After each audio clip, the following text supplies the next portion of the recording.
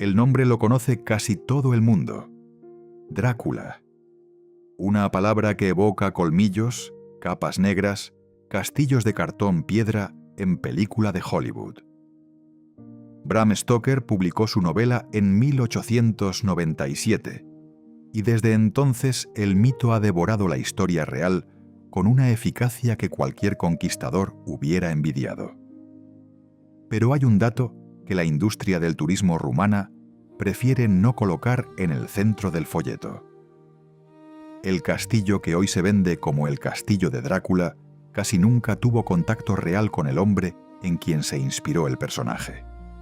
Y el hombre real, Vlad III, príncipe de Valaquia, conocido en vida como Vlad Draculea, habitó otro lugar, uno más oscuro, más inaccesible, construido sobre una roca que parece negarse a pertenecer al mundo de los vivos.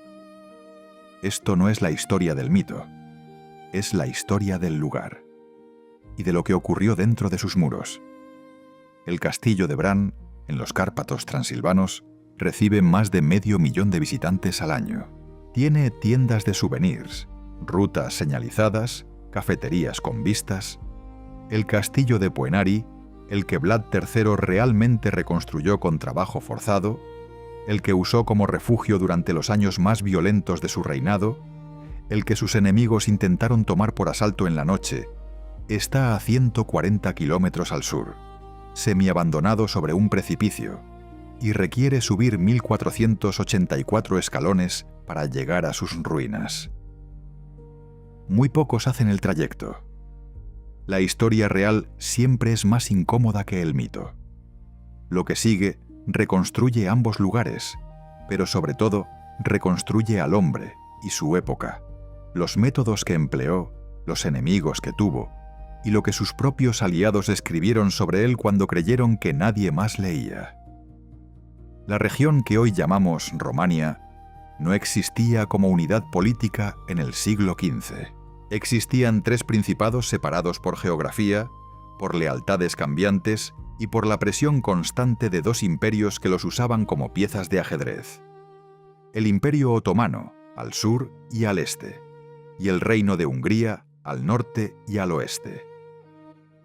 Entre esos 2 bloques de poder se situaban Valaquia, Moldavia y Transilvania, 3 territorios con idiomas y tradiciones similares, pero gobernados por dinastías distintas, sometidas a tributos, matrimonios pactados y traiciones sistemáticas. Era un espacio donde la supervivencia política se medía en décadas cortas. La mayoría de los príncipes que gobernaron Valaquia durante el siglo XV murieron violentamente. No es una metáfora, es el registro histórico. Vlad II, padre del futuro. Vlad III fue investido como caballero de la Orden del Dragón en 1431 en Nuremberg por el rey Segismundo de Luxemburgo.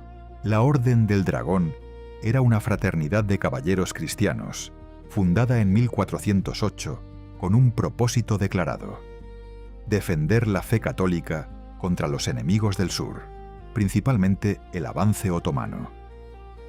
El símbolo de la orden era un dragón enrollado sobre sí mismo, con las alas extendidas. En rumano antiguo, Dracul significaba tanto diablo como dragón. Vlad II adoptó el apelativo Dracul como título de honor, acuñó monedas con el símbolo del dragón y lo exhibió en sus estandartes. Su hijo, el futuro Vlad III, fue llamado desde joven Draculea, que en rumano funciona como un diminutivo posesivo. El hijo de Dracul, o el pequeño Dracul. No el diablo, no el vampiro. El hijo del caballero del dragón. Este detalle lingüístico importa porque es el punto de origen de toda la distorsión posterior. Cuando los panfletos alemanes del siglo XV, algunos de los primeros productos de la imprenta de Gutenberg, comenzaron a circular por Europa central con relatos sobre las crueldades de Vlad III, el nombre Drácula ya sonaba amenazador para un oído germánico que asociaba Dracul con el demonio cristiano. La distorsión fue inmediata y deliberada. Pero eso pertenece a otra parte de esta historia. Vlad III Nació probablemente entre 1428 y 1431, aunque las fuentes no son unánimes en la fecha exacta. Su lugar de nacimiento más probable es Sighisoara, una ciudad amurallada en el corazón de Transilvania, que hoy conserva una de las ciudades medievales mejor preservadas de Europa del Este. La casa donde supuestamente nació, una construcción de 3 plantas en piedra y madera, en la calle que sube hacia la Torre del Reloj, funciona actualmente como restaurante.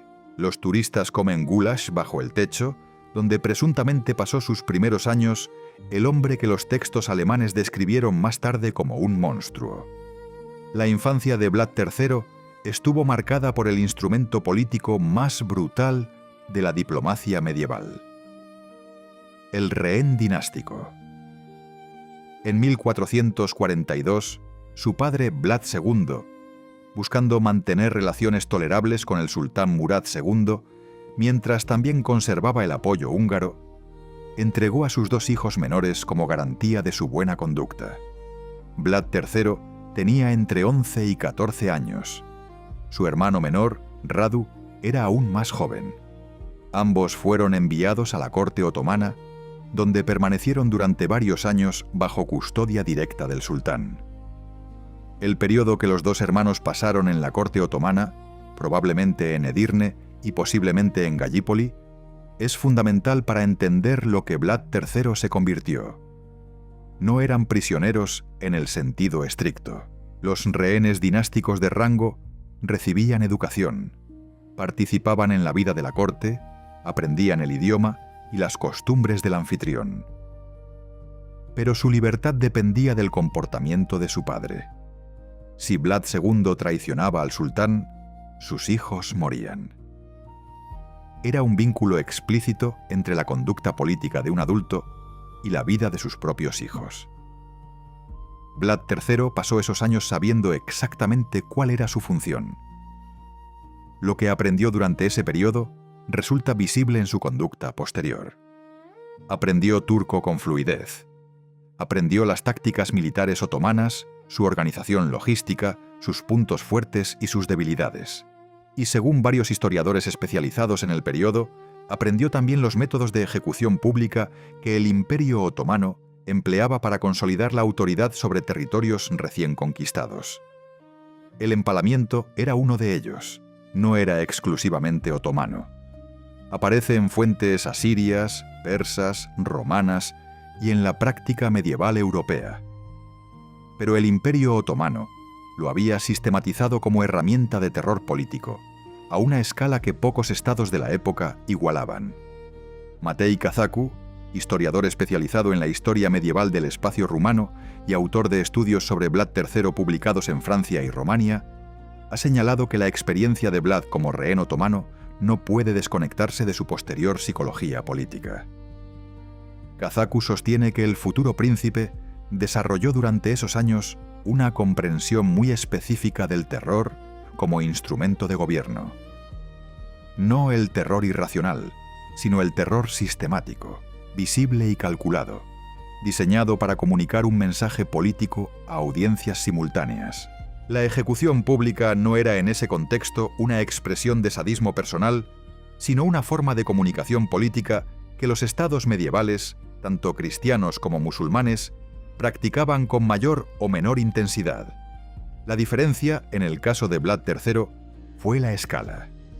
Vlad II fue asesinado en 1447, cuando Vlad III tenía alrededor de 16 o 17 años. Fue muerto por nobles valacos, los boyardos, aliados con János Hunyadi, el regente húngaro que en ese momento controlaba la política de la región. El hermano mayor de Vlad III, Mircea, fue enterrado vivo por los boyardos de Targoviste. Vlad III estaba todavía en manos otomanas cuando recibió la noticia de que su padre y su hermano habían sido eliminados por una coalición que incluía a los mismos nobles que supuestamente debían lealtad a su familia.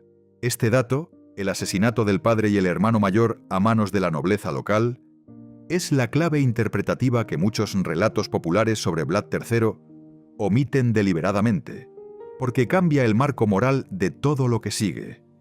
La campaña que Vlad III llevó a cabo contra los boyardos valacos cuando accedió al poder no fue simplemente crueldad.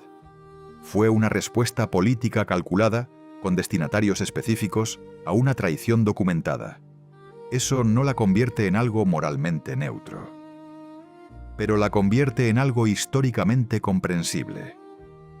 En 1448, los otomanos instalaron a Vlad III como príncipe de Valaquia por primera vez, usando la candidatura del joven como palanca política contra Hunyadi.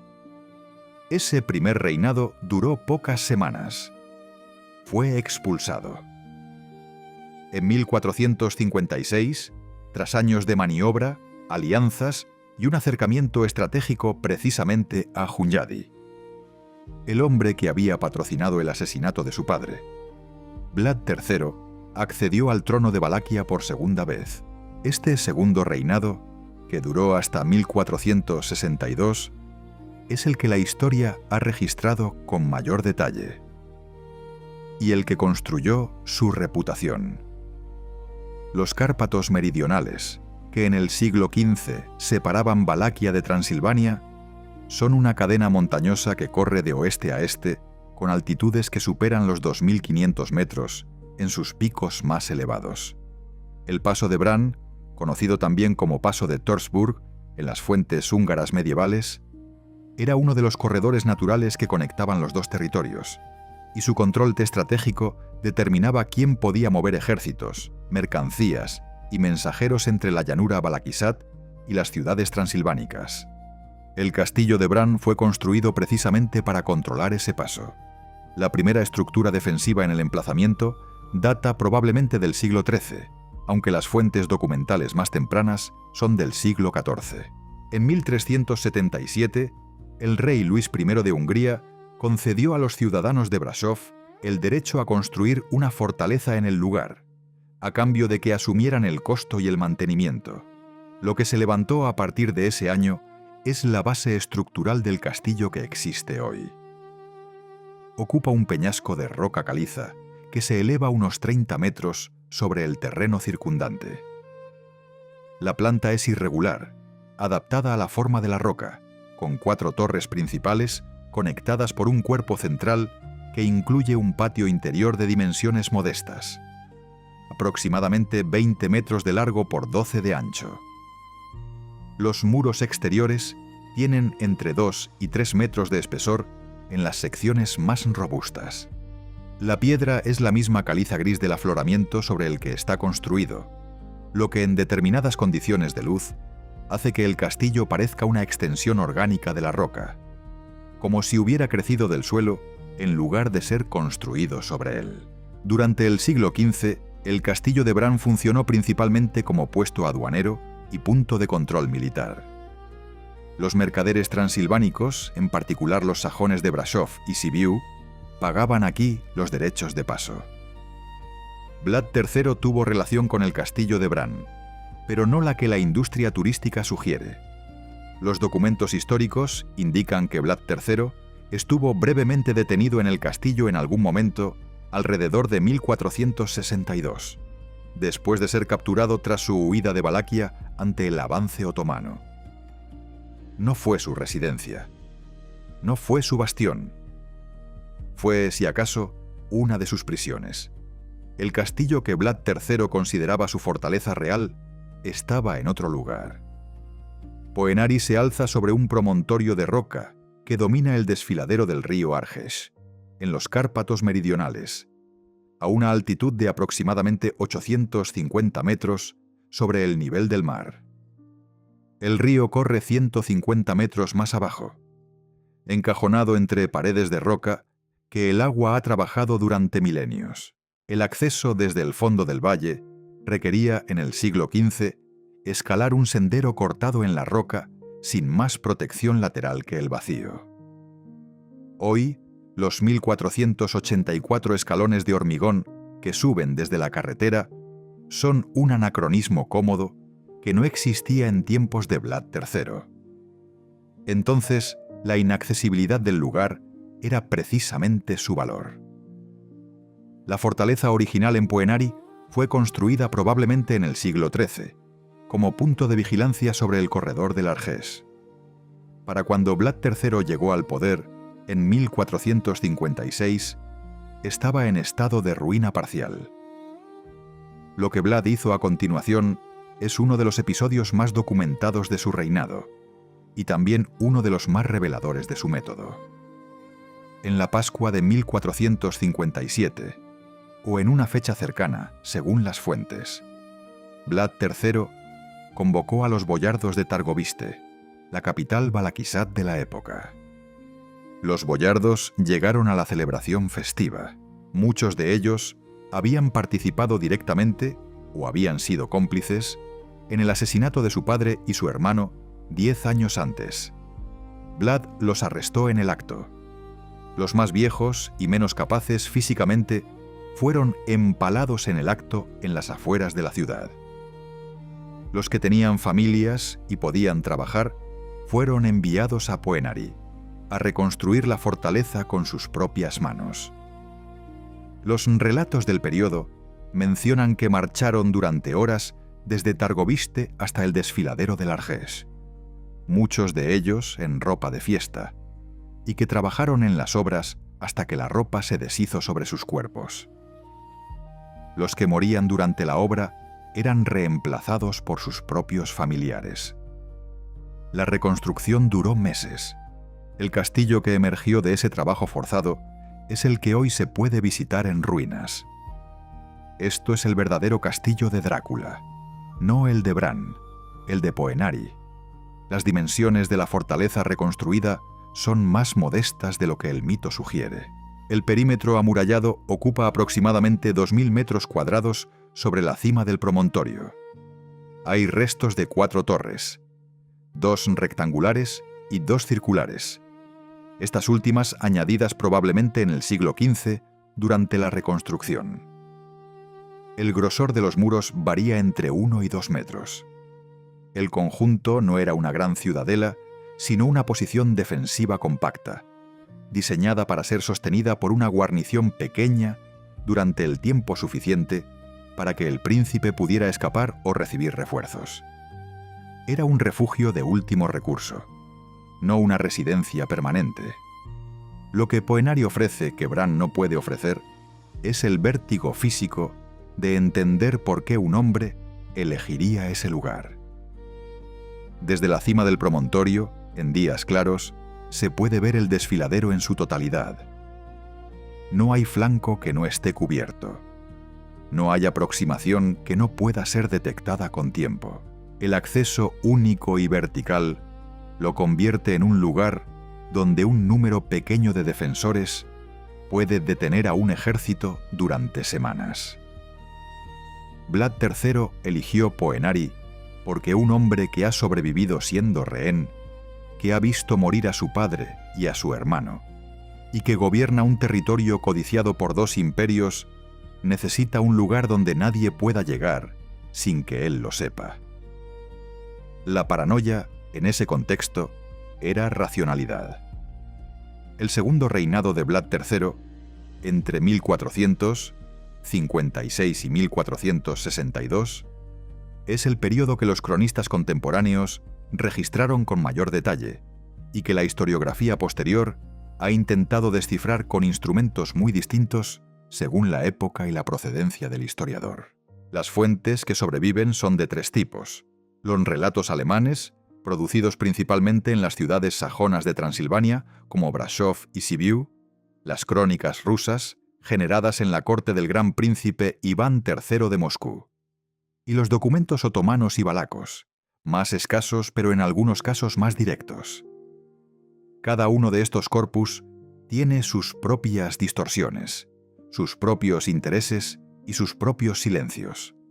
Ninguno es neutral, pero en los puntos donde convergen, la imagen que emerge es coherente y específica. Vlad III gobernó Valaquia desde Targoviste, la capital del Principado, una ciudad situada en la llanura al sur de los Cárpatos, a unos 80 kilómetros al norte de la actual Bucarest. Targoviste era entonces una ciudad de tamaño mediano para los estándares de la Europa del Este del siglo XV. Probablemente entre 5.000 y 10.000 habitantes, con un palacio principesco, varias iglesias ortodoxas, un mercado activo y los barrios diferenciados de las distintas comunidades que convivían en el territorio. La corte principesca, el Curtea Domneasca, era el centro político y administrativo del principado. Desde ahí se emitían los decretos, se recibían las embajadas, se impartía justicia y se ejecutaba a los condenados. Vlad III usó ese escenario con una conciencia de su dimensión pública que pocos gobernantes medievales igualaron. La primera medida significativa de su segundo reinado fue la eliminación sistemática de la clase boyardal que consideraba políticamente hostil o directamente responsable de la muerte de su padre. Esto no ocurrió en un único episodio. Fue un proceso que se extendió durante los primeros meses de su reinado y que combinó juicios sumarios, ejecuciones públicas y confiscaciones de propiedades. Los boyardos que habían apoyado a su predecesor en el trono, Vladislav II, fueron los primeros en caer. Algunos fueron ejecutados en el patio del palacio. Otros fueron enviados con sus familias a trabajar en Poenari, como se ha descrito. Las propiedades confiscadas fueron redistribuidas entre una nueva clase de funcionarios y militares que debían su posición directamente al príncipe, creando así una red de lealtades que no dependía de la herencia dinástica, sino del favor personal. Este proceso de sustitución de la nobleza hereditaria por una élite de servicio al príncipe no era exclusivo de Vlad III. Es uno de los patrones políticos más documentados del siglo XV en toda Europa, desde las monarquías ibéricas hasta las principalidades italianas. Lo que distinguía el método de Vlad era la velocidad y la visibilidad. Donde otros gobernantes operaban con destierros discretos, matrimonios forzados o envenenamientos convenientes, Vlad III prefería la ejecución pública y el empalamiento en la plaza de la ciudad. El empalamiento como método de ejecución requiere una descripción técnica precisa. No por morbo, sino porque los relatos que lo describen imprecisamente perpetúan confusiones que distorsionan la comprensión histórica. El procedimiento documentado en las fuentes del siglo XV consistía en introducir una estaca de madera afilada y engrasada a través del cuerpo del condenado, generalmente por la zona perineal, con una inclinación calculada para evitar los órganos vitales centrales y prolongar la agonía.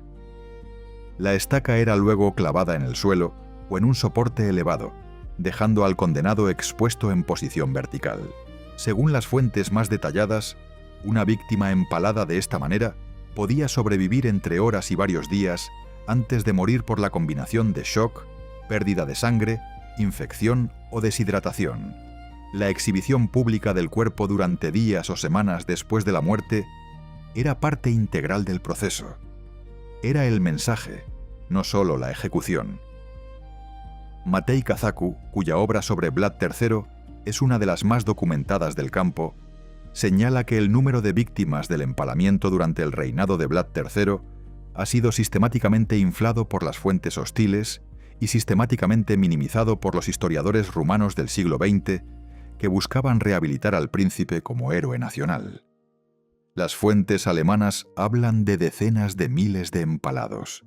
Los historiadores modernos más rigurosos consideran esas cifras inversímiles para un territorio con la población de Valaquia en el siglo XV. Pero coinciden en que la escala fue suficientemente extraordinaria como para generar una reacción de horror incluso entre contemporáneos acostumbrados a niveles de violencia política que serían impensables en el contexto europeo moderno. El conflicto con las ciudades sajonas de Transilvania es el episodio mejor documentado del segundo reinado de Vlad III, y el que explica directamente la producción de los panfletos alemanes que crearon su leyenda negra en vida. Las ciudades de Brasov y Sibiu eran comunidades de colonos alemanes establecidos en Transilvania desde el siglo XII, con fueros propios, autonomía económica considerable y una red de comercio que se extendía por toda Europa central. Durante décadas habían mantenido relaciones comerciales activas con Valaquia, pero también habían apoyado sistemáticamente a los candidatos rivales de Vlad III al trono valaco. Habían financiado a sus enemigos, habían dado refugio a sus rivales y habían continuado ese comercio con los boyardos valacos que Vlad III consideraba traidores. En el invierno de 1456 a 1457, Vlad III llevó a cabo una serie de incursiones en el territorio sajón de Transilvania. Las fuentes describen quemas de aldeas, masacres de población civil y el empalamiento masivo de prisioneros en las afueras de las ciudades. Las raíces del conflicto eran económicas y políticas. Vlad III reclamaba el control de los derechos aduaneros que las ciudades sajonas habían venido administrando de manera unilateral y exigía que cesaran su apoyo a sus rivales dinásticos. Las incursiones eran a la vez represalia y negociación por otros medios. Fue en este contexto donde se produjeron los primeros panfletos impresos sobre Vlad III. La imprenta de Gutenberg llevaba apenas una década funcionando cuando los tipógrafos de Nuremberg, Augsburgo y otras ciudades del Sacro Imperio comenzaron a producir folletos ilustrados que describían las crueldades del príncipe valaco. Estos panfletos, con grabados en madera que mostraban figuras humanas empaladas en bosques de estacas mientras el príncipe comía tranquilamente a la sombra, se vendieron por toda Europa Central con notable éxito comercial. Eran, en términos modernos, el primer fenómeno mediático de masas construido alrededor de una figura de horror real. El historiador Matei Kazaku ha analizado estos panfletos con detalle y concluye que combinan hechos verificables con exageraciones deliberadas y episodios completamente inventados.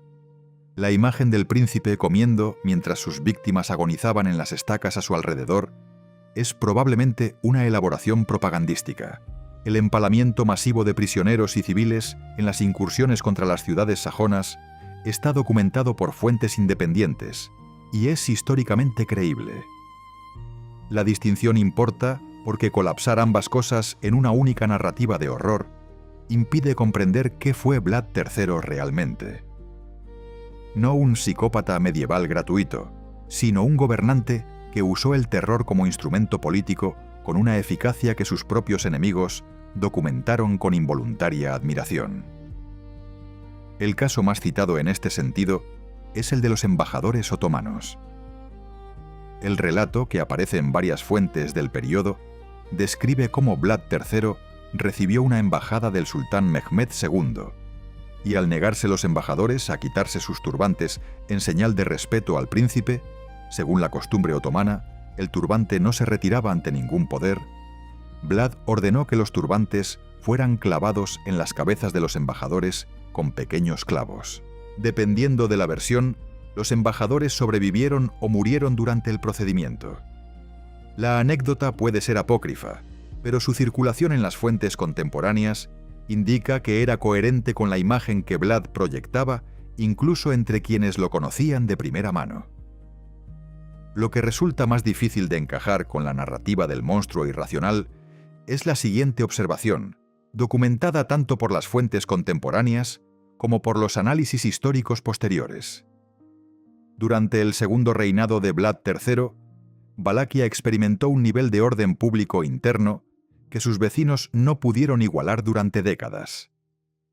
Los relatos de la época, incluyendo algunos de origen hostil, mencionan que el comercio en los caminos valacos era seguro, que el robo había prácticamente desaparecido y que incluso los bienes dejados sin vigilancia en lugares públicos permanecían intactos. La razón era simple y explícita.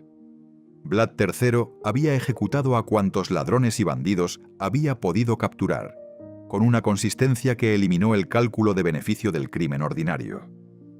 Neagu Juvara, uno de los historiadores rumanos más reconocidos del siglo XX y autor de una historia de los rumanos ampliamente utilizada tanto en Romania como en el ámbito académico francófono, describe el gobierno de Vlad III como un ejemplo extremo de un dilema político que reaparece en cada época y en cada geografía. hasta qué punto el terror sistemático puede producir orden y a qué precio humano ese orden se sostiene. Yubara no rehabilita a Vlad III en términos morales, pero rechaza la interpretación que reduce su figura a la de un sádico histórico sin contexto. El contexto, insiste, es fundamental. Un principado pequeño entre dos imperios, con una nobleza interna sistemáticamente corrupta y traidora, y con una frontera sur que cada año empujaba más hacia el norte el avance otomano. El gran enfrentamiento con el Imperio Otomano llegó en 1461 a 1462. Y es quizás el episodio más extraordinario del segundo reinado de Vlad III desde el punto de vista militar.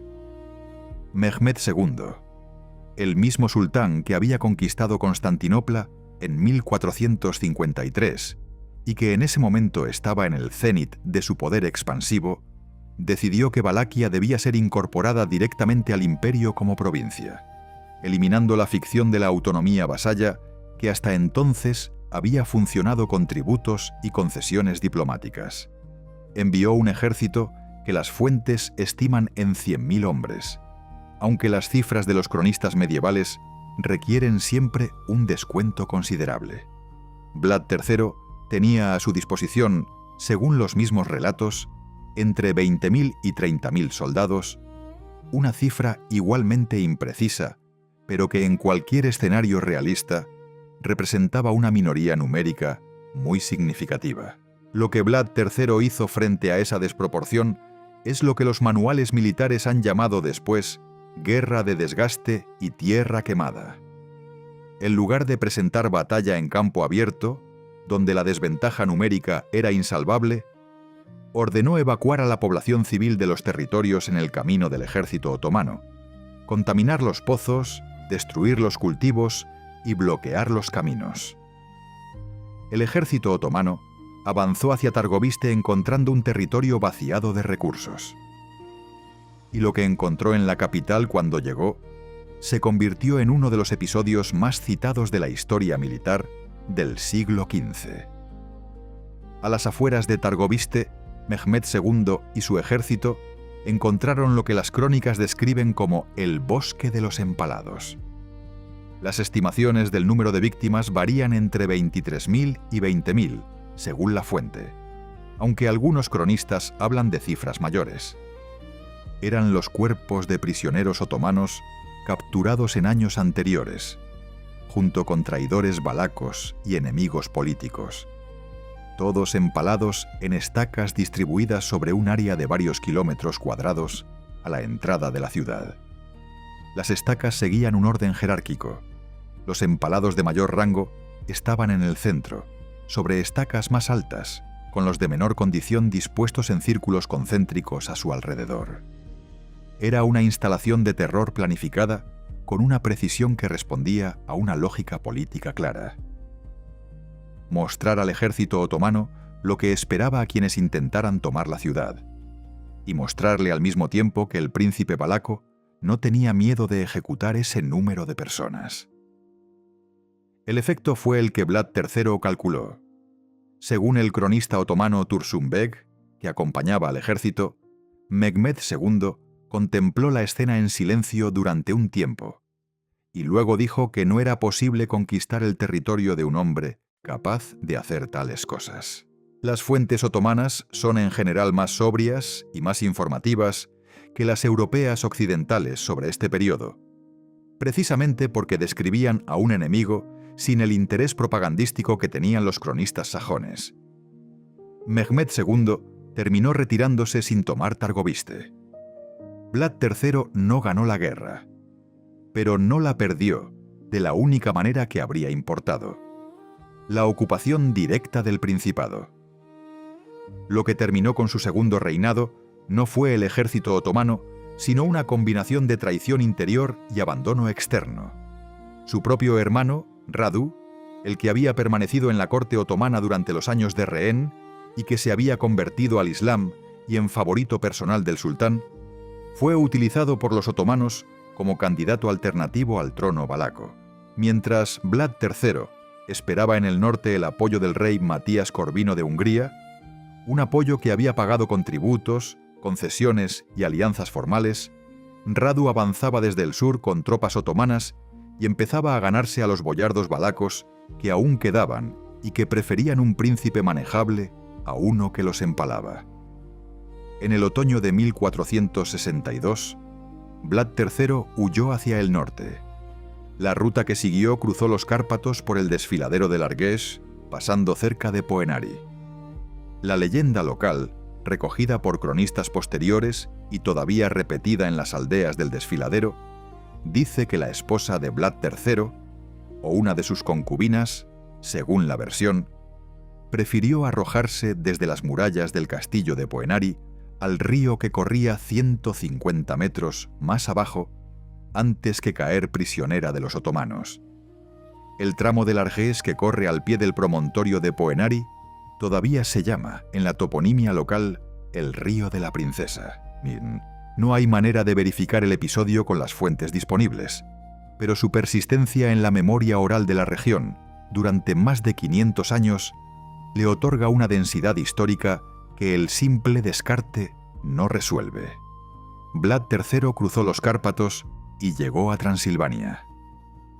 Allí fue arrestado por las tropas de Matías Corvino, el rey húngaro que supuestamente era su aliado. Lo que ocurrió a continuación es uno de los episodios más debatidos del periodo. Matías Corvino había recibido dinero del Papa y de varios estados europeos para financiar una cruzada contra los otomanos, dinero que no había gastado en ninguna cruzada. Para justificar esa inacción, necesitaba una razón convincente, y encontró una en Vlad III. Presentó al príncipe valaco como traidor que había negociado secretamente con los otomanos, apoyando esa acusación con cartas que la mayoría de los historiadores modernos consideran falsificadas. Vlad III fue encarcelado en Hungría, donde permaneció durante aproximadamente 12 años. Durante esos años de prisión, el mito empezó a construirse de manera paralela a la existencia real del hombre. Los panfletos alemanes seguían circulando. Las historias sobre el príncipe de las estacas llegaban a las cortes europeas deformadas por cada retransmisión. Y en la corte del Gran Príncipe de Moscú, un diplomático que había visitado Valaquia escribió una serie de relatos sobre Vlad III que circularon en el espacio eslavo oriental con una perspectiva radicalmente diferente. En esos textos, el príncipe valaco aparecía no como un monstruo, sino como un gobernante severo pero justo, cuya dureza era la respuesta adecuada a la corrupción y la traición de su nobleza.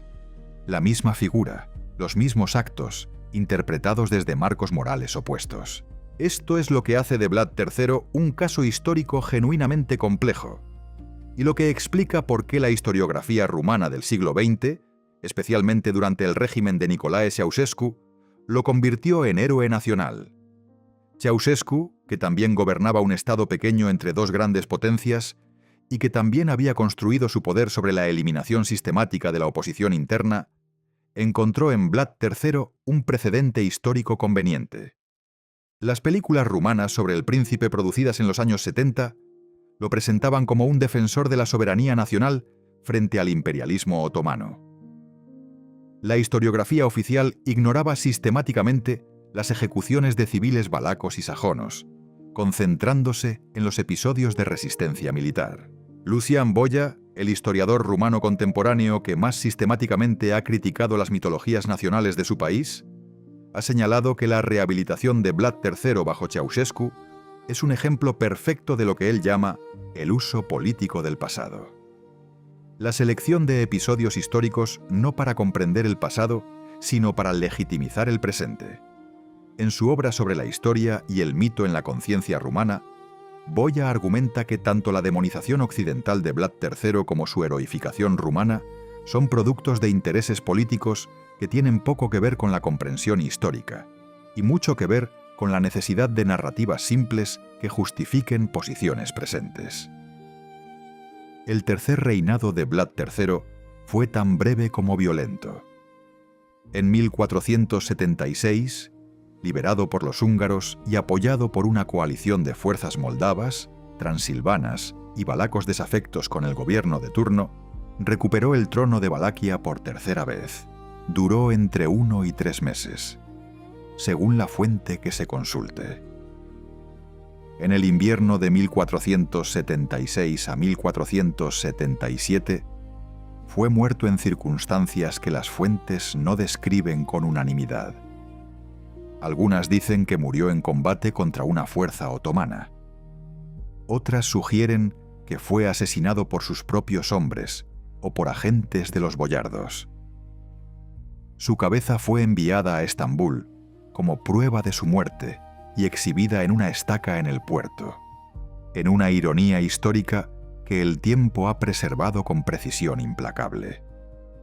Su cuerpo fue enterrado, según la tradición más aceptada, en el monasterio de Snagov, una fundación religiosa construida sobre una isla en un lago a 30 kilómetros al norte de la actual Bucarest. En 1931, arqueólogos rumanos excavaron lo que se creía que era su tumba bajo el pavimento de la iglesia del monasterio. Encontraron un ataúd vacío, o, dependiendo de la fuente, un ataúd con restos de animales, o, según otras versiones, nada en absoluto. Las excavaciones posteriores, realizadas en distintos momentos del siglo XX, no han producido resultados concluyentes. La tumba de Vlad III no ha sido localizada de manera definitiva. El folclore de los Cárpatos es anterior a Vlad III en varios siglos y sobrevivirá a Bram Stoker en varios más.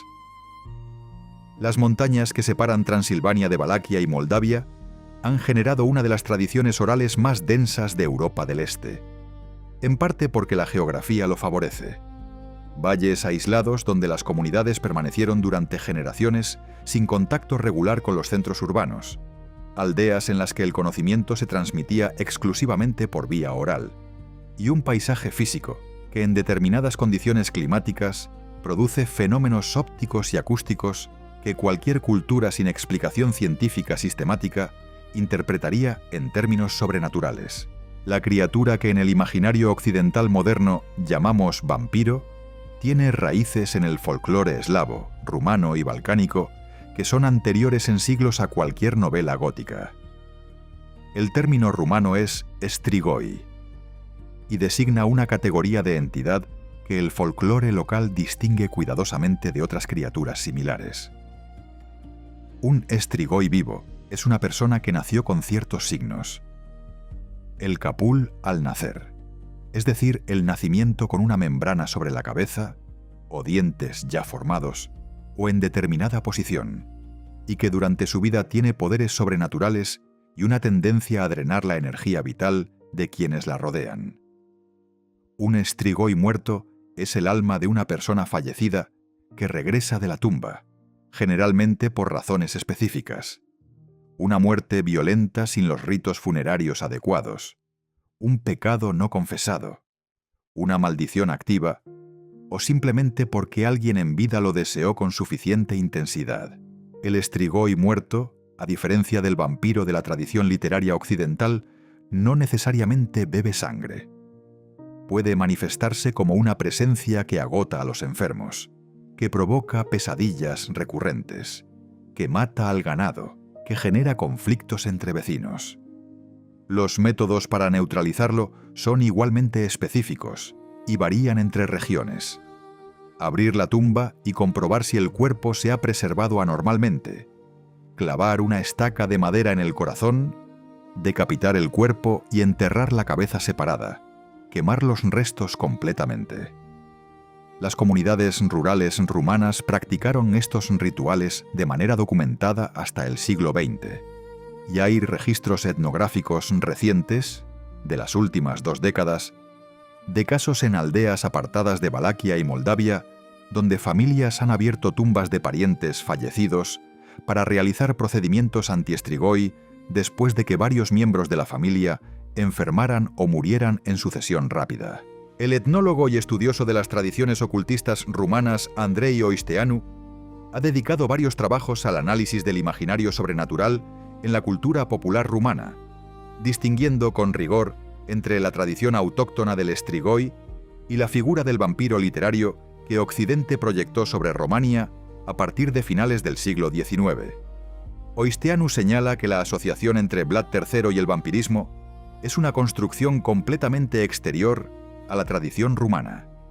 En el folclore local, Vlad Draculea no aparece como Strigoi ni como criatura sobrenatural de ningún tipo. Es un personaje histórico, temido o admirado según la región y la época, pero no sobrenatural. La identificación entre el príncipe histórico y el conde Drácula de Stoker es, en términos de folclore rumano, una importación occidental que los rumanos tardaron décadas en asumir como propia, y que asumieron, en gran medida, porque resultó económicamente conveniente para el turismo. De hecho, esto plantea una pregunta que el folletín turístico nunca formula. ¿Qué historias contaban realmente los habitantes de los Cárpatos sobre los lugares donde vivió y gobernó Vlad III? Las tradiciones orales recogidas en las aldeas del desfiladero del Argeș, el valle donde se asienta Poenari, describen el castillo principalmente como un lugar de presencia sin forma definida, de ruidos nocturnos sin origen evidente, de animales domésticos que se niegan a acercarse a cierta distancia del promontorio. No hay en esas tradiciones un fantasma con nombre y apellido. No hay un conde en capa negra asomado a las almenas. Hay algo más difuso y, en cierto sentido, más inquietante. La sensación de que el lugar conserva algo de lo que ocurrió allí, sin que ese algo tenga una forma que el lenguaje pueda precisar del todo. Una tradición específica, recogida por etnógrafos rumanos del siglo XX en aldeas del Valle del Argeș, habla de luces que aparecen en las ruinas del castillo en determinadas noches del año, generalmente coincidiendo con fechas del calendario ortodoxo asociadas con los difuntos. El Sámbata Morcilor, el Sábado de los Muertos, y la Joya Mare, el Jueves Santo. Las luces no son interpretadas en estas tradiciones como manifestaciones de Vlad III específicamente, sino como señales de presencias no identificadas que habitan el promontorio. Los aldeanos que las han descrito en los registros etnográficos no usan el lenguaje del horror cinematográfico. Usan el lenguaje cotidiano de quien describe algo que forma parte de la geografía conocida, algo con lo que se convive sin necesidad de resolverlo. El castillo de Bran, por contraste, tiene una tradición sobrenatural mucho más elaborada y mucho más evidentemente influenciada por la novela de Stoker y por la industria turística posterior. Las historias que circulan sobre Bran en los materiales de divulgación turística mezclan sin pudor elementos del folclore local auténtico con invenciones del siglo XX diseñadas para satisfacer las expectativas de los visitantes. Hay habitaciones encantadas con historias que no aparecen en ningún registro etnográfico previo a los años 90. Hay pasadizos secretos, descritos con detalles que los arquitectos que han estudiado el castillo no pueden ubicar en los planos reales del edificio. Hay una versión del sótano como mazmorra de Drácula, que no corresponde a ningún uso histórico documentado de ese espacio. El contraste entre Poenari y Bran, en términos de autenticidad histórica, es absoluto. Y sin embargo, el flujo turístico es exactamente inverso. Bran recibe entre 500.000 y 600.000 visitantes al año, según las estadísticas de turismo rumanas. Poenari recibe decenas de miles, con una media que ronda los 40 o 50.000 visitantes anuales en los años de mayor afluencia. La diferencia se explica por la accesibilidad, por la infraestructura y por algo más difícil de cuantificar: la disposición de los visitantes a preferir el mito cómodo sobre la historia incómoda. El edificio que hoy se visita en Bran no es el castillo medieval en estado original. Como ocurre con la mayoría de las fortalezas medievales europeas que han sobrevivido hasta el presente, Bran ha sido modificado, restaurado, ampliado y parcialmente reconstruido en múltiples ocasiones a lo largo de los siglos. Las intervenciones más significativas del período moderno se produjeron entre 1920 y 1930. cuando el castillo pasó a ser propiedad de la reina María de Romania, nieta de la reina Victoria de Gran Bretaña y figura central de la corte rumana de entreguerras. María usó el castillo como residencia de verano y encargó reformas sustanciales que modernizaron los interiores, añadieron jardines y transformaron la función del edificio de fortaleza a residencia aristocrática. La reina María de Romania es una figura fascinante en sí misma y completamente ajena al mito del vampiro.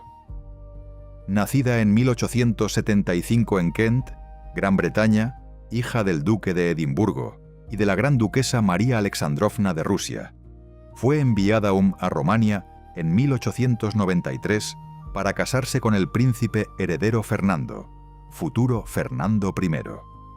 Se convirtió en una de las figuras políticas más activas de la corte rumana.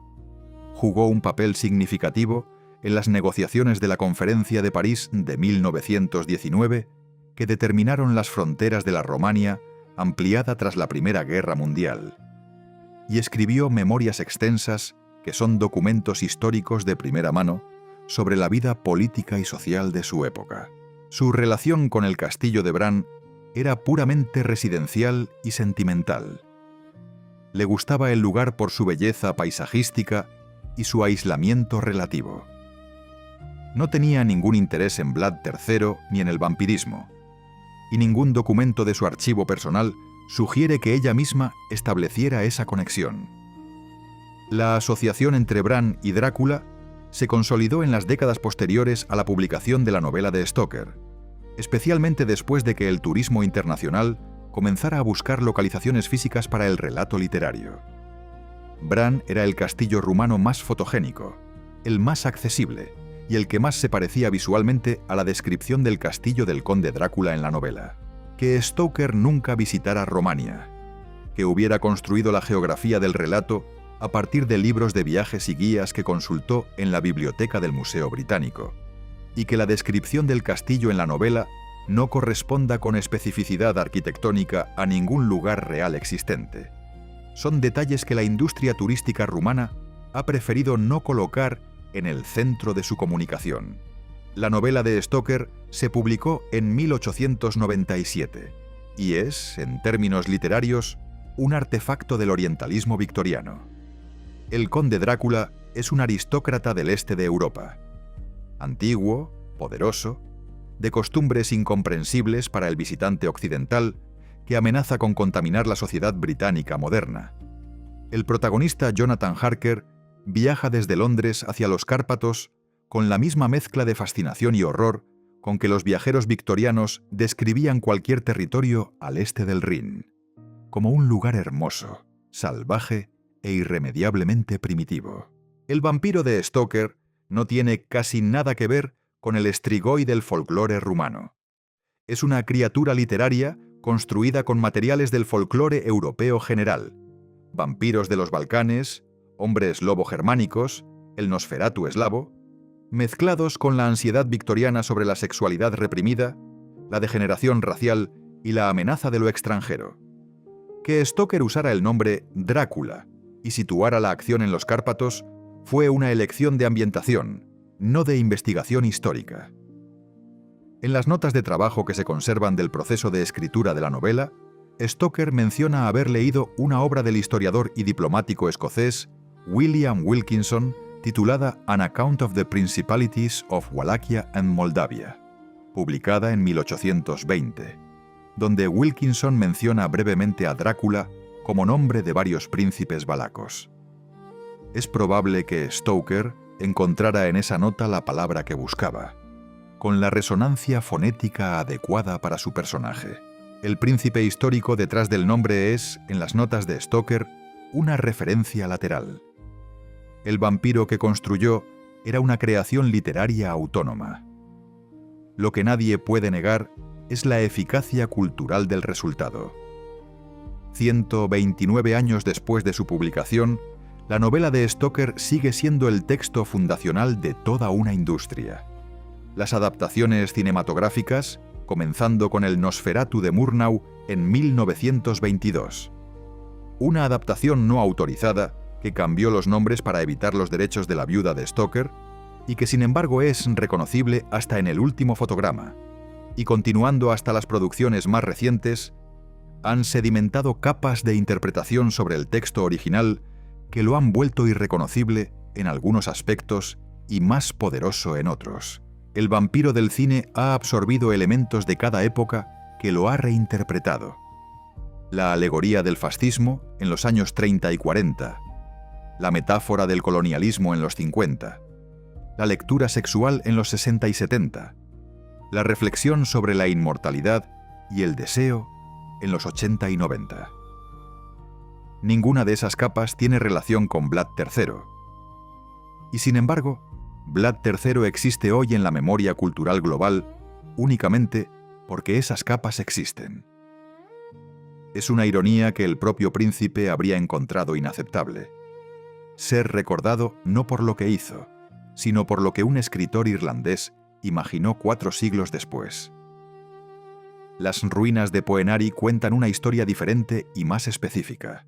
Las paredes que quedan en pie, fragmentos de los muros originales, restos de 2 de las 4 torres, una sección del pasillo que conectaba los espacios interiores, muestran el tipo de construcción que era posible con trabajo forzado no especializado, bajo supervisión de pocos maestros de obra con experiencia. La mampostería es irregular en algunas secciones, con piedras de tamaño variable colocadas sin el refinamiento que se observa en construcciones contemporáneas realizadas con artesanos profesionales. En otras secciones, donde probablemente trabajaron prisioneros con formación en construcción, la técnica es más regular y más robusta. La diferencia es visible a simple vista para quien suba los 1484 escalones y se tome el tiempo de mirar los muros con atención. En 1888, un seísmo de magnitud considerable afectó la región de los Cárpatos meridionales. Una sección entera del muro norte de Poenari se desprendió del promontorio y cayó al río Arges, que corre 150 metros más abajo. Los restos de esa sección son todavía visibles en el lecho del río en períodos de caudal bajo. El seísmo no fue el único agente de deterioro. Los siglos de abandono, la vegetación que ha penetrado en las juntas de la mampostería y las heladas repetidas que expanden el agua infiltrada en las grietas han contribuido a un proceso de degradación que las intervenciones de consolidación del siglo XX han ralentizado pero no detenido. El estado actual del castillo de Poenari es el de una ruina estabilizada pero no restaurada. No hay reconstrucciones de techumbres ni de pavimentos interiores. No hay mobiliario de época ni paneles explicativos en los espacios que fueron habitados.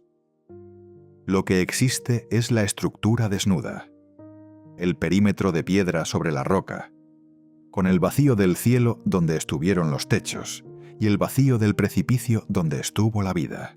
Para el visitante que sube los escalones y llega a la cima sin expectativas fabricadas por el marketing turístico, el lugar produce una sensación que ningún castillo restaurado y musealizado puede reproducir. La de estar en un espacio que no ha sido preparado para ser visitado, que no tiene nada que venderle, que simplemente existe con la densidad de lo que ocurrió allí. Esa densidad no es sobrenatural, es histórica. Y en el caso de Poenari, la historia es suficientemente oscura como para no necesitar ningún suplemento de ficción. El siglo XX llegó a los Cárpatos con una brutalidad que habría resultado familiar a Vlad III en sus métodos, aunque no en su escala ni en su ideología. Los 2 grandes conflictos mundiales transformaron el territorio rumano de maneras que la historiografía popular del mito de Drácula ignora casi completamente, pero que son inseparables de comprender qué son hoy los lugares asociados al príncipe valaco y por qué el Estado rumano los gestiona de la manera en que los gestiona. Romania entró en la Primera Guerra Mundial en agosto de 1916 del lado de la Entente, después de años de neutralidad calculada y negociaciones paralelas con ambos bloques. La decisión fue estratégica. El gobierno de Bucarest firmó el Tratado de Bucarest de 1916 con Francia, Gran Bretaña, Italia y Rusia, recibiendo a cambio la promesa de territorios habitados por población de lengua rumana que entonces pertenecían al Imperio Austrohúngaro, incluyendo Transilvania. La entrada en guerra fue seguida casi inmediatamente por un desastre militar. En diciembre de 1916, las fuerzas germano-búlgaro-otomanas tomaron Bucarest. El gobierno rumano y la familia real huyeron a Iași, en el noreste del país. El castillo de Bran, situado en el corredor de los Cárpatos, se convirtió durante ese periodo en punto de paso de tropas y refugiados. No hay registros de que el castillo fuera dañado significativamente durante la contienda, pero el territorio que lo rodea fue escenario de combates que dejaron miles de muertos en terreno montañoso, en condiciones de frío extremo, sin la logística adecuada para ninguno de los ejércitos involucrados. La Rumanía que emergió de la Primera Guerra Mundial era un estado radicalmente diferente al que había entrado en ella. El Tratado de Versalles y los acuerdos complementarios de 1919 a 1920 le otorgaron Transilvania, Bucovina y Besarabia, duplicando aproximadamente su territorio y su población. Esta Gran Romania incluía minorías húngaras, alemanas, judías, ucranianas y otras en proporciones significativas, especialmente en Transilvania, donde la población húngara era mayoritaria en varias ciudades y regiones. La gestión de esa diversidad en el marco de un Estado-nación de vocación unitaria fue uno de los problemas políticos centrales del periodo de entreguerras, y su fracaso contribuyó directamente a los horrores de la Segunda Guerra Mundial en el territorio rumano. Durante los años 30, el ascenso del fascismo en Europa tuvo su expresión rumana en la Guardia de Hierro, un movimiento ultranacionalista y antisemita fundado por Corneliu Celea Codreanu, que combinaba el misticismo ortodoxo con el violencia política y la retórica de la pureza racial. La Guardia de Hierro no fue un fenómeno marginal. En las elecciones de 1937 obtuvo alrededor del 16% de los votos, convirtiéndose en la tercera fuerza política del país. Su implantación fue especialmente fuerte en las zonas rurales y entre la juventud universitaria. Los asesinatos políticos que cometió durante ese periodo, incluyendo el del primer ministro Ion Duca en 1933, fueron respondidos por el Estado con represión que en algunos casos igualó en brutalidad a lo que pretendía combatir.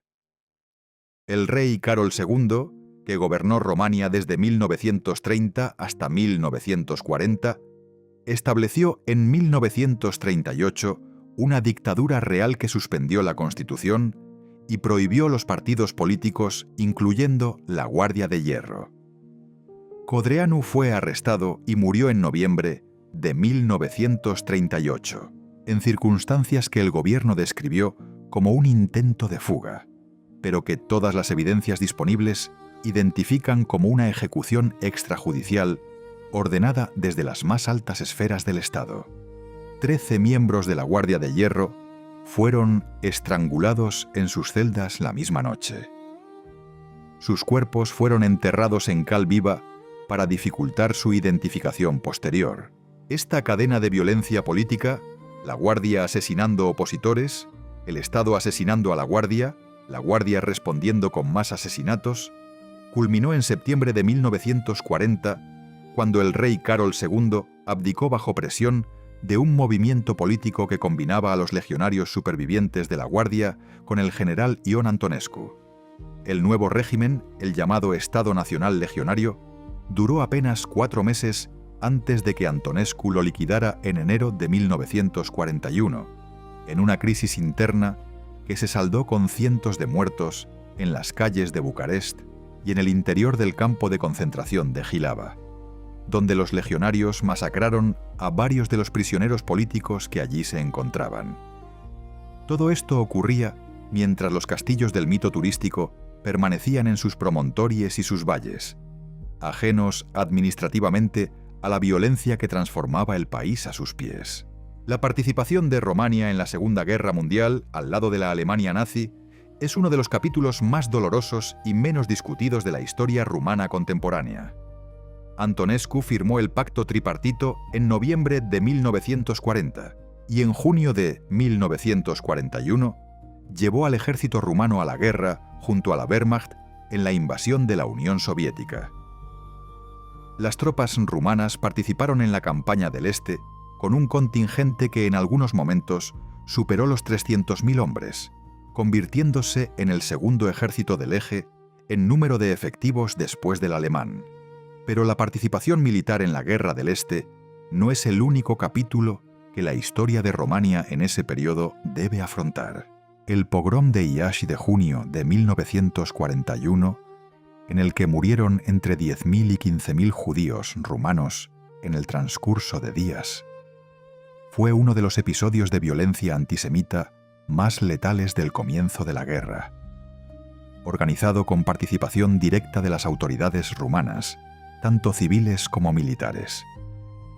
Los trenes de la muerte que partieron de Iași, vagones de carga sellados en los que los deportados morían de asfixia, sed y calor antes de llegar a ningún destino, son documentados en detalle por los informes de las comisiones de investigación históricas rumanas posteriores a 1989. El historiador Jan Ansel, especialista en el Holocausto en Romania y autor de una documentación exhaustiva sobre la persecución de los judíos rumanos durante la Segunda Guerra Mundial, estableció en sus investigaciones que el número de judíos muertos bajo responsabilidad directa del Estado rumano, sin contar los territorios bajo administración alemana, se sitúa entre 250.000 y 300.000 personas. Esta cifra convierte a Romania en el segundo Estado, después de la Alemania nazi, en número de judíos asesinados bajo responsabilidad directa de sus propias autoridades, sin necesidad de intervención alemana directa en la mayoría de los casos. La Transnistria, el territorio entre el río Dniester y el Bug que Romania administró durante la guerra, fue el escenario principal de las deportaciones y asesinatos masivos. Estas cifras y estos hechos son relevantes para la historia de los castillos rumanos, no porque los castillos estuvieran directamente involucrados en los crímenes, no lo estaban, sino porque determinan el contexto en el que Romania llegó a la segunda mitad del siglo XX y el tipo de régimen que transformó el país, sus monumentos y su historia oficial durante las décadas siguientes. En agosto de 1944, con el ejército soviético avanzando hacia el oeste y el frente del este en colapso, el rey Miguel I de Romania organizó un golpe de Estado que depuso a Antonescu y cambió de bando, llevando a Romania al lado de los aliados en las semanas finales de la guerra. El giro fue militarmente significativo. Permitió el avance soviético sin resistencia organizada en territorio rumano, pero políticamente no salvó al país de lo que vendría después. En los años siguientes, con presencia militar soviética en el territorio y apoyo activo de Moscú, el Partido Comunista Rumano, que en 1944 tenía apenas unos pocos cientos de miembros activos, fue expandiendo su control sobre las instituciones del Estado mediante una combinación de elecciones fraudulentas, eliminación de los partidos de oposición y arrestos sistemáticos de figuras políticas contrarias. En diciembre de 1947, el rey Miguel fue forzado a abdicar y Romania fue declarada República Popular. Lo que el régimen comunista hizo con la historia rumana en general y con la figura de Vlad III en particular es un proceso que se desarrolló en varias fases. En los primeros años del régimen, la orientación era internacionalista y soviética. Los héroes nacionales del pasado eran sospechosos de nacionalismo burgués y recibían un tratamiento historiográfico cauteloso. Vlad III no era ni glorificado ni completamente ignorado, sino encuadrado en términos de lucha de clases. El príncipe que había combatido a los boyardos como representantes de la explotación feudal. Con la llegada de Nicolae Ceausescu al poder en 1965, la orientación del régimen cambió de manera significativa. Ceausescu, que se distanció progresivamente de Moscú en política exterior, rechazó participar en la invasión de Checoslovaquia en 1968, mantuvo relaciones con Israel cuando el bloque soviético las cortó, y desarrolló contactos con Occidente que le valieron créditos internacionales y una imagen de comunista independiente que las cancillerías occidentales decidieron cultivar por conveniencia estratégica, necesitaba una base ideológica propia que no dependiera de Moscú. Esa base fue el nacionalismo rumano, elaborado en una versión que los historiadores del periodo han llamado protocronismo.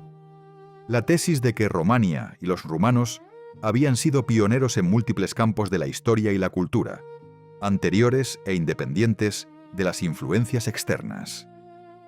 En ese marco, Vlad III fue rehabilitado como héroe nacional. Las películas producidas por el estudio Buftea bajo el régimen presentaban al príncipe como un gobernante severo pero justo, defensor de la soberanía valaquisat frente al imperialismo otomano y frente a la traición de los boyardos corrompidos por el oro extranjero. Los paralelismos con la posición de Ceausescu frente a la presión soviética y con su campaña contra la corrupción interna eran demasiado obvios para ser accidentales. El régimen no los señalaba explícitamente, los dejaba resonar. El castillo de Bran fue nacionalizado junto con el resto de la propiedad privada significativa de Romania durante los primeros años del régimen comunista. La familia real rumana, que había recibido el castillo como donación de la ciudad de Brașov en 1920 y que lo había usado como residencia hasta el fin de la monarquía, fue despojada de él junto con todos sus demás bienes. Durante las décadas del régimen, Bran funcionó como museo, con un programa de visitas controlado y una interpretación histórica oficialmente sancionada que enfatizaba los aspectos que convenían a la narrativa protocronista sin mencionar la conexión con el vampiro occidental, considerada una distorsión imperialista de la historia rumana, ni tampoco el uso histórico real del castillo, que hubiera desmentido la asociación con Vlad III. Fue solo después de la caída del régimen de Ceausescu en diciembre de 1989, en la revolución que terminó con el fusilamiento del dictador y su esposa el día de Navidad, cuando el castillo de Bran comenzó su transformación en producto turístico abiertamente orientado al mito del vampiro. La liberalización económica y la apertura al turismo internacional crearon los incentivos para explotar exactamente la asociación que el régimen había rechazado como imperialista. En 2006, tras años de litigio legal, el castillo fue devuelto a los herederos de la reina María. El archiduque Dominic de Habsburgo-Lorena, nieto de la reina. Desde entonces opera como atracción turística privada, con toda la parafernalia del mito de Drácula que la demanda del mercado requiere. Lucian Boya ha comentado esta paradoja con la ironía seca que caracteriza su escritura. El mismo régimen que rechazó el mito del vampiro como una mentira imperialista fue reemplazado por un mercado que abraza ese mismo mito con un entusiasmo proporcional a su rentabilidad. Y en ambos casos, la historia real de Vlad III y de los castillos que habitó queda igualmente sepultada bajo la versión que resulta más conveniente para el poder del momento.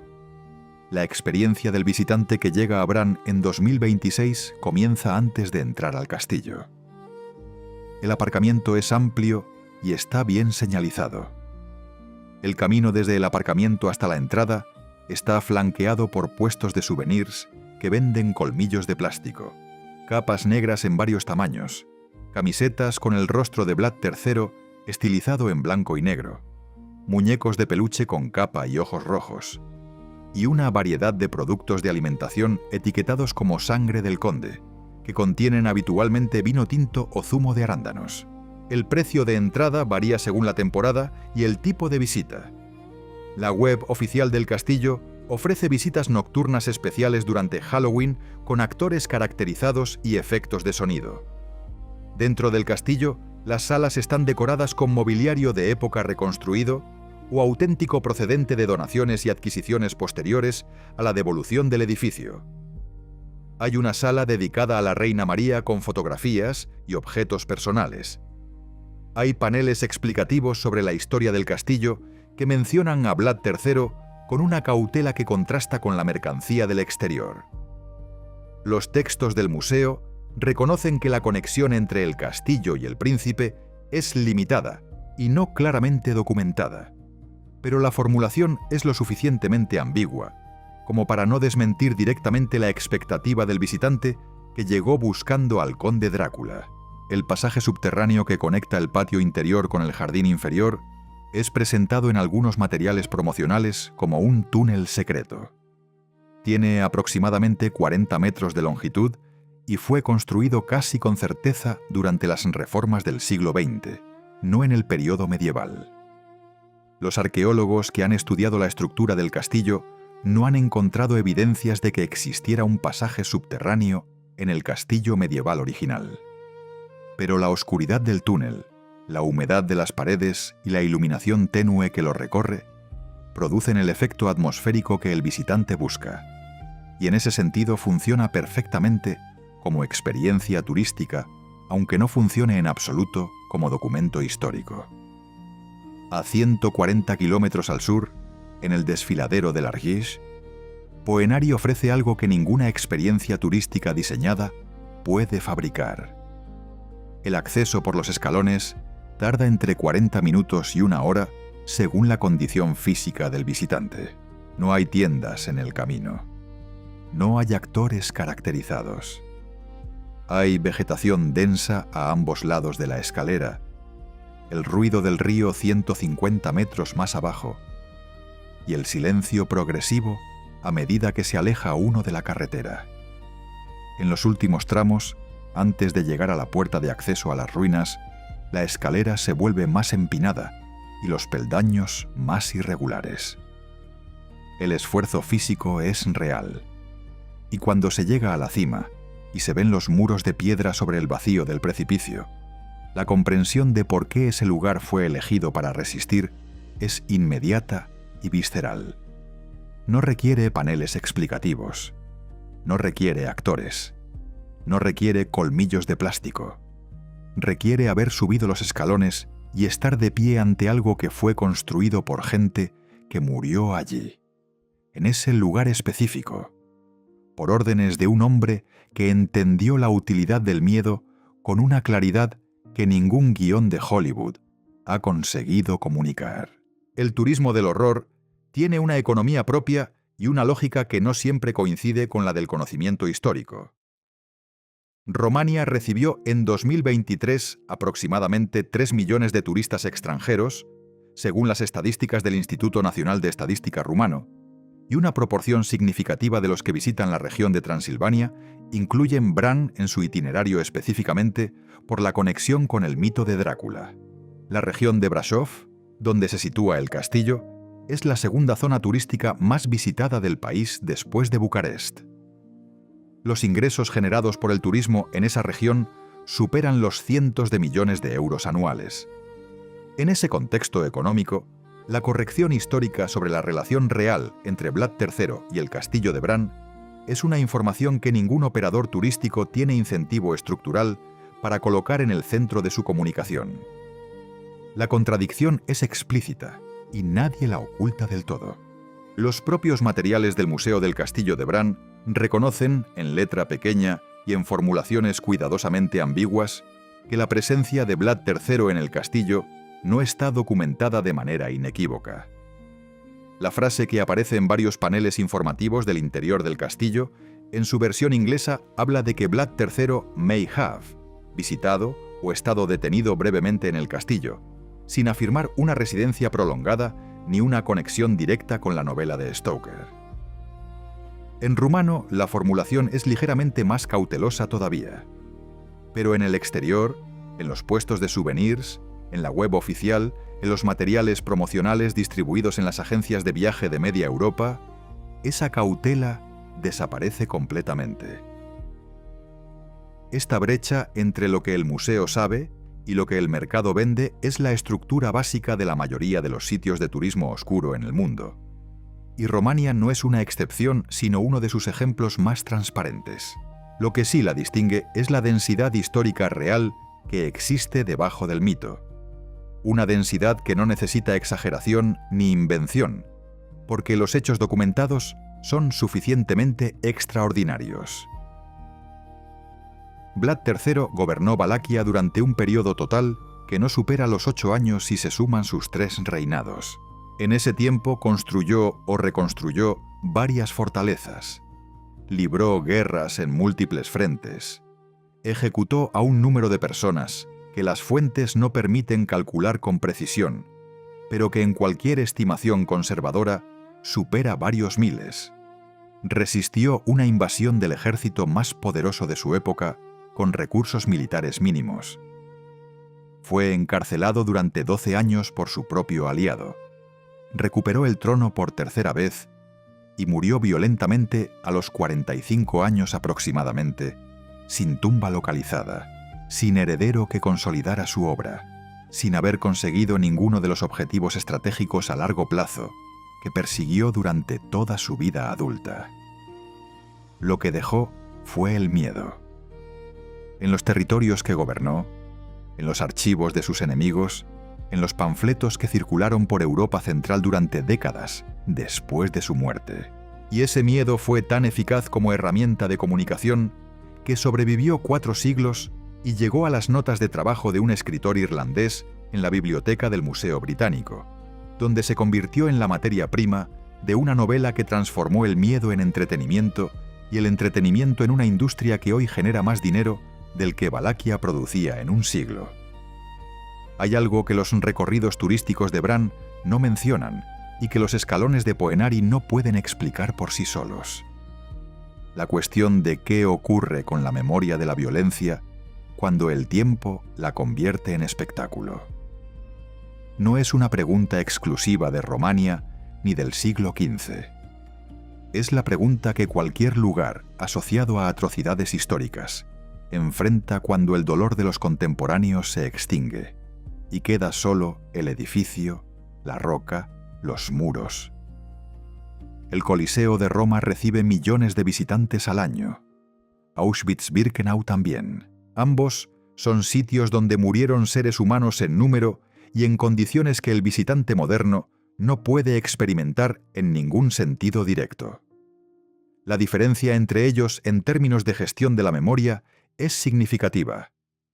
Auschwitz tiene un protocolo de visita diseñado para que el visitante salga con una comprensión más precisa y más perturbadora de lo que ocurrió allí. El Coliseo tiene una tienda de souvenirs en la que se venden figuras de gladiadores. La distancia temporal importa en esa ecuación, pero no es el único factor. Poenari no tiene protocolo de visita de ningún tipo. No hay interpretación instalada en el lugar. No hay indicaciones sobre lo que ocurrió en ese promontorio específico. ¿Quién construyó esos muros y en qué condiciones? El visitante que sube los escalones y llega a la cima puede contemplar las ruinas sin que nadie le haya preparado para lo que está mirando. Eso puede ser una forma de respeto por la inteligencia del visitante, o puede ser simplemente la ausencia de recursos para hacer algo más. En el caso de Poenari, probablemente es las dos cosas simultáneamente. El Estado rumano ha incluido el castillo de Poenari en la lista de monumentos históricos protegidos, lo que implica restricciones sobre las modificaciones que se pueden realizar en la estructura y la obligación teórica de mantenerla en condiciones adecuadas. En la práctica, los recursos destinados a su conservación han sido consistentemente insuficientes. Las intervenciones de consolidación realizadas en la segunda mitad del siglo XX estabilizaron las secciones más amenazadas de los muros, pero no invirtieron el proceso de deterioro general. Algunos expertos en conservación de patrimonio que han visitado el lugar en años recientes han señalado que sin una intervención más sustancial en las próximas décadas, las secciones que quedan en pie seguirán degradándose hasta el punto en que la estructura deje de ser visitable de manera segura. Hay una ironía en esa perspectiva que no requiere elaboración. El lugar donde Vlad III construyó su refugio con trabajo forzado, el lugar que resistió un asedio otomano y que sirvió de punto de fuga cuando su reinado se desmoronó, podría desaparecer físicamente mientras el castillo que nunca habitó continúa recibiendo 500.000 de turistas al año y generando ingresos que no se destinan a la conservación del lugar real. El nombre Drácula tiene hoy un valor de marca calculable. Las búsquedas en Internet del término en inglés generan cientos de millones de resultados. Las producciones audiovisuales que usan el nombre o el personaje generan ingresos globales que ninguna estadística rumana podría igualar. Vlad III, el hombre histórico, existe en ese ecosistema como una nota al pie. Útil para dar profundidad al mito, prescindible en la medida en que complica la narrativa simple que el mercado prefiere. Los panfletos alemanes del siglo XV que crearon la leyenda negra de Vlad III en vida fueron los primeros productos mediáticos de masas de la era de la imprenta. Circularon por Europa Central con una velocidad que ningún mensaje anterior había alcanzado. Mezclaban hechos verificables con exageraciones deliberadas y episodios completamente inventados, y lo hacían con un objetivo político claro: desacreditar a un gobernante que había entrado en conflicto con los intereses comerciales y políticos de las ciudades sajonas de Transilvania. Eran propaganda, en el sentido más preciso del término. Lo que producen hoy los operadores turísticos de la región de Brasov no es exactamente propaganda, porque no tiene un objetivo político declarado, pero tiene la misma estructura básica: selección de los elementos que sirven al objetivo, supresión de los que lo complican y presentación del resultado como si fuera la historia completa. La diferencia es que en el siglo XV el objetivo era destruir la reputación de Vlad III. En el siglo XXI, el objetivo es vender entradas, capas de terciopelo negro y botellas de vino etiquetadas como sangre del conde. El hombre que en 1456 mandó empalar a los boyardos en las afueras de Targoviste y envió a los supervivientes a reconstruir una fortaleza inaccesible. Sobre un precipicio no dejó diarios personales, no dejó correspondencia privada que haya sobrevivido, no dejó ningún documento que permita acceder a lo que pensaba sobre sí mismo o sobre lo que hacía. Lo que dejó son los registros de sus enemigos, los decretos administrativos que emitió durante su gobierno, las monedas que acuñó con su imagen y su título, y las ruinas de los lugares que construyó o usó. Las monedas son particularmente reveladoras. Las emisiones de Vlad III muestran un escudo heráldico con el águila Balakisat, y en algunas emisiones el símbolo del dragón de la orden en la que su padre fue investido. El título que aparece en las leyendas latinas de las monedas es Vladislaus Dei Gratia Transalpinae Voivoda. Vladislao, por la gracia de Dios, voivoda de la tierra transalpina. Por la gracia de Dios. La misma fórmula que usaban todos los gobernantes medievales europeos que consideraban su poder de origen divino y, por tanto, no sujeto a cuestionamiento humano. Ese detalle, más que cualquier crónica de empalamientos, sitúa a Vlad III en su contexto real. No era una anomalía histórica, no era un monstruo surgido del vacío. Era un gobernante medieval que aplicaba los instrumentos de poder disponibles en su época con mayor intensidad y menor inhibición que la mayoría de sus contemporáneos, en un territorio donde la supervivencia política requería exactamente esa combinación. Que esos instrumentos incluyeran la tortura masiva y la ejecución sistemática de civiles no lo convierte en un producto de una época más oscura. Convierte a su época en una que no había desarrollado los mecanismos legales e institucionales que en teoría limitan esa conducta en los estados modernos. En teoría, la última vez que alguien buscó sistemáticamente la tumba de Vlad III fue en la primera década del siglo XXI, cuando un equipo de investigadores italianos y rumanos analizó restos óseos conservados en el Museo Nacional de Historia de Nápoles que podrían pertenecer al príncipe valaco. La hipótesis partía de documentos del periodo que indicaban que la cabeza de Vlad III, enviada a Estambul después de su muerte, podría haber llegado posteriormente a Italia por vías diplomáticas. Los análisis de ADN realizados sobre los restos no fueron concluyentes. Los investigadores no pudieron confirmar ni descartar la identidad de los huesos. El estudio fue publicado en una revista académica especializada y no generó ningún titular significativo fuera del ámbito de la investigación histórica rumana. La tumba de Vlad III sigue sin estar localizada. Sus restos, si es que quedan restos, están en algún lugar que ningún equipo de investigación ha podido identificar con certeza. El monasterio de Snagov, donde la tradición lo sitúa enterrado, tiene una lápida sin inscripción bajo el pavimento de la iglesia, en el lugar donde supuestamente estaba su tumba. Cuando los arqueólogos la abrieron en 1931, encontraron tierra revuelta y fragmentos de huesos de animales. O nada, o algo que no pudieron identificar. Las memorias del arqueólogo que dirigió la excavación, Dino V. Rossetti, contienen descripciones que no coinciden del todo con los informes oficiales publicados posteriormente. La discrepancia nunca fue explicada de manera satisfactoria. Ha sido prisión para sus enemigos. Ha sido refugio para su propio miedo. Ha sido ruina durante más tiempo del que estuvo en pie como fortaleza. Ha sido silencio mientras el mito que llevaba su apellido recorría el mundo.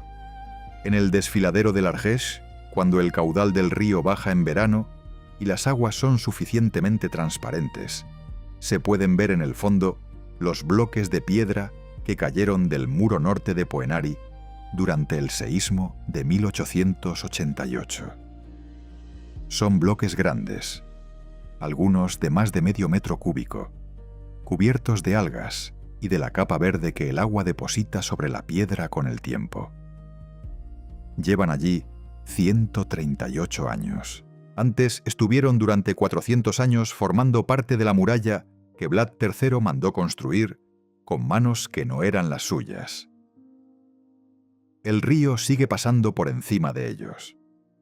Cada año un poco más cubiertos, cada año un poco más difíciles de distinguir del lecho natural del río. En 2 o 3 generaciones, si nadie los señala, nadie sabrá que estuvieron en otro lugar antes de caer. Eso, y no los colmillos de plástico del aparcamiento de Bran, es lo que queda de Vlad Dracula.